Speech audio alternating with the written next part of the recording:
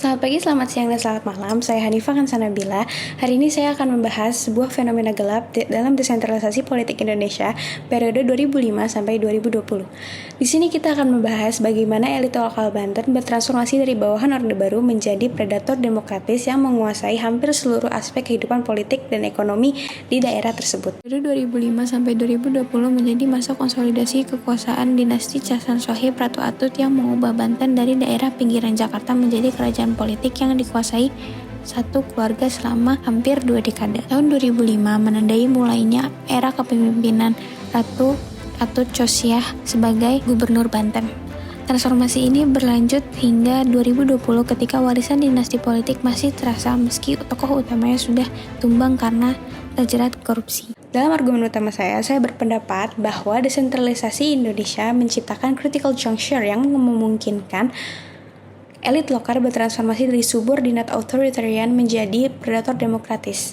Hal ini sejalan dengan analisis Fedi Hadis dalam bukunya Low-Casting Power in Post-Authoritarian Indonesia, bahwa desentralisasi justru memperkuat oligarki lokal, bukan mendemokratisasi kekuasaan. Studi kasus Banten menunjukkan 3 fase transformasi elit predator lokal. Yang pertama, fase akumulasi di tahun 2005 sampai 2009. Ratu Atut memanfaatkan posisi sebagai gubernur untuk membangun jaringan bisnis keluarga. Berbeda dengan periode Orde Baru yang terpusat, era desentralisasi memberikan ruang bagi elit lokal untuk menguasai tender proyek, perizinan, dan sumber daya daerah. Yang kedua, ada fase konsolidasi pada tahun 2010 sampai 2014. Dinasti ini menguasai hampir seluruh lini kekuasaan. Ratu Atut sebagai gubernur, Tubagus Cairywardana atau Wawan menguasai bisnis dan funding politik, sementara anak-anak ditempatkan di posisi strategis. Mereka mengubah demokrasi menjadi family business dengan omset triliunan rupiah.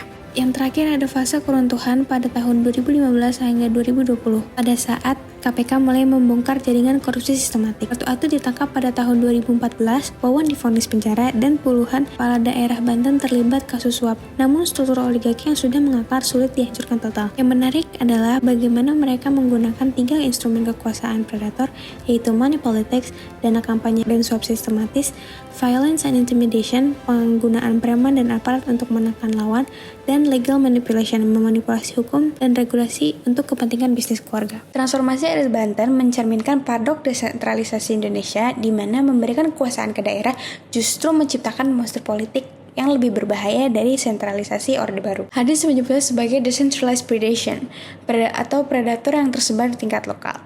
Dampak predator elit lokal ini terlihat dalam 4 aspek yang destruktif. Periode 2005 sampai 2020 di Banten menunjukkan bagaimana desentralisasi tanpa kontrol efektif melahirkan raja-raja kecil yang opresif.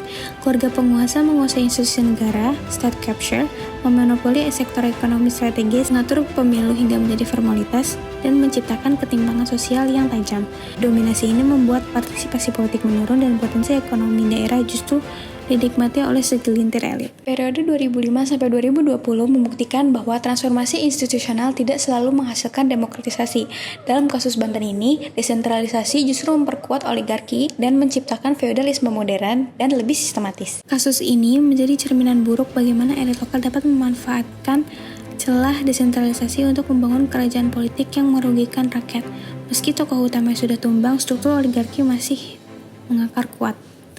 Transformasi ini membuktikan bahwa democratization tidak otomatis menghasilkan democratic governance. Elit lokal dapat menjadi predator yang lebih berbahaya karena memiliki akses langsung ke sumber daya dan legitimasi demokratis.